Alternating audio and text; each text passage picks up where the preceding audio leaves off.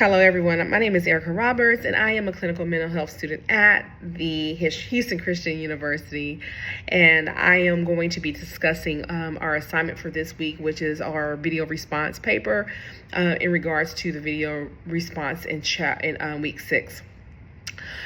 This assignment really resonated with me because I have been a victim of disasters. Actually, have taken a total of 3 losses because of natural disasters here in Houston, specifically hurricanes.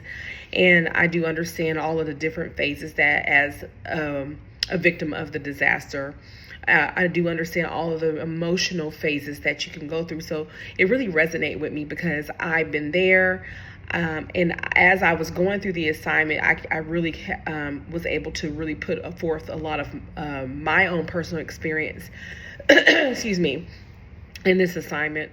And it really helped me a great deal to come up with what I have. So during the heroic phase, so like the video talked about the different phases. So we have the heroic phase, we have the honeymoon phase, and we have the disillusionment phase, right?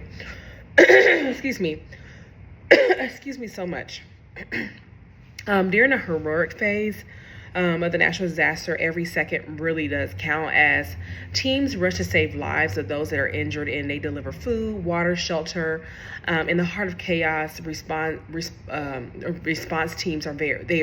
They're there to push through confusion, danger. They work together with urgency while the roads are collapsing and uncertainty really hangs in the air. The thing about disasters is you have full communities that are going through all of these phases together. So our response teams, they have a lot of work to do because there are so many people typically in a natural disaster that's being affected. And so you have your search and rescue team. That's the most urgent need. And they need to locate and rescue individuals that may be trapped or injured. And then you have medical aid, and they're really swift at first aid and expert medical attention to the people that are injured. And then, of course, they're out there trying to provide at least the basic survival supplies to some of the people that have been affected by the natural disaster, such as water, food and necessities. And so you have a response team for that. And then the most important thing is safety, because we must evacuate people out of danger zones to ensure going forward that they are safe. And communications is key because we want to be able to reconnect excuse me, the lines of communication is crucial. That helps for coordinating rescues and also helps connect families. I know recently when Jamaica had their storm, a lot of the loved ones were out because they couldn't connect with their families. They didn't know if the families were safe or even alive. And so that really resonated with me personally because I knew people that were going through that. And it's just that communication piece is highly important, just reconnecting that with everyone. There are a lot of challenges that are in this phase. There's a lot of chaos. There's a lot of disorganization because there's a lot of uncertainty. They don't know when business is going to go back as usual. And so those are the challenges. Sometimes there's damage to the infrastructure, like when there was that flood in South Carolina, excuse me, Asheville. A lot of the roads had collapsed. And so there was a lot of roads that collapsed. There was a lot of fallen bridges. So there was a lot of issues with the infrastructure. And of course, when that happens, there's risk of injury. And also there are risk of injury and actually injuring the survivors. So we want to make sure that we provide the best safety possible in that phase, which is the heroic phase. It's Oak Ridge Institute for Science and Education.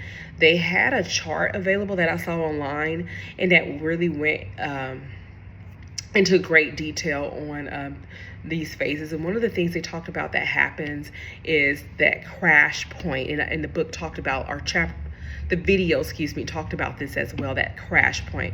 So the crash point is the moment or the period when the initial optimism, adrenaline, community bonding, and the influx of external aid begin to fade. So it is giving way to like a harsh reality. Pretty much people now are understanding that there are going to be a lot more challenges up ahead, a road ahead than they expected or that he even anticipated. A lot of the people become exhausted. They become stressed and discouraged, and that's why they call it that term, the crash point. point. It's used to describe like that sharp drop in morale and the onset of negative emotions. So the Oak Ridge Institute for Science and Education, they went into great detail about like who is affected. Typically at that crash point, nearly everyone is affected, everyone that's involved in a disaster, that is, and particularly the survivors in the local community that's helping. Everyone involved is impacted by that. And then first aid responders, workers, volunteers. So burnout will happen, especially when there's immediate crisis needs. So the crash occurs for several key reasons. So Oak Ridge Institute for Science and Education talked about how that happens. So what happens is, and I, guys, am, and I know all about this from my own personal experience. After you are a victim of a natural disaster, you have all that adrenaline rushing, and you're just you're very optimistic. Like, okay, we're gonna just take it one day at a time. You know, you start calling your insurance company, you start doing all these things, and then you realize reality sets in. So you're faced with like, the insurance may not pay for all the damages. You may not get your home back. You may realize that you might have possibly lost some loved ones in the event of this, and that you are now understanding that, you know, you're going to have to deal with a new reality. You have resource depletion. So some of those agencies that were out telling you that they're able to help are no longer able to help. So the volunteer support actually as well slows down, especially months after a storm. Bureaucratic hassles, so survivors find themselves tangled in a web of paperwork, procedures. Look, I know all about it. It's extremely stressful, guys. It starts to weigh down on you heavily, mentally and emotionally, because you have so many type of things that you're trying to compartmentalize after a storm. You deal with emotional and physical fatigue. Triggered events happen, like it's just difficult all around. So after the crash, individuals and communities, they drift into a disillusionment phase. So the book talks about the disillusionment phase, or that video talks about the disillusionment phase. And also Missouri Association of Councils of Government has a guide that goes through that. They have like a little guide that goes through the disillusionment phase, and how that the disillusionment phase in a different the phases of it, right? And so after the crash, individuals and communities, they drift into that disillusionment phase. It's a long march stretched by anger, resentment, growing need for support before the slow journey towards rebuilding begins. I know all about that. It is definitely an emotional roller coaster, because you're trying to rebuild your life and try to get some type of normalcy back in your life. As the disillusionment phase unfolds after a natural disaster, survivors watch their early hope slip away, and they're replaced by waves of disappointment, frustration, anger, the departure of support, service volunteers, and media coverage leads. You actually start feeling alone. I do know after my situation, I know no one, it felt like nobody cared anymore. Okay, like, okay, girl, it's been a month, get over it. You know, that's how I felt. I felt like everyone was like, you know, it's been a month, get over it. Like, no one seems to care. And that help that you once thought that you had at the beginning, it doesn't seem like you have that help. So the key experiences interface is like fading support, unfulfilled promises. It happens, emotional, mental toll.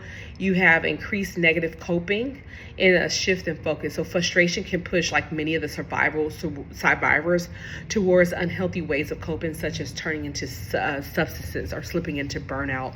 As individuals and families turn inward to tackle their own long-term recovery, the once strong sense of community spirit, it begins to fade. So so what happens is after a storm, and again from my own personal experience, so after you go through that heroic phase and the disillusionment phase and the honeymoon phase is that crash.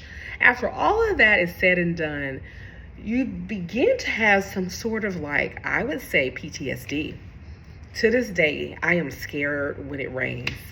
I'm scared. I try to hurry up. If I see the rain starting to come, I hurry up and get home as fast as I can. I'm scared of potential flooding. I'm scared of a lot of rain. I'm scared of taking another loss, right? So recovering Okay, so you develop what they call PTSD, which is post-traumatic stress syndrome.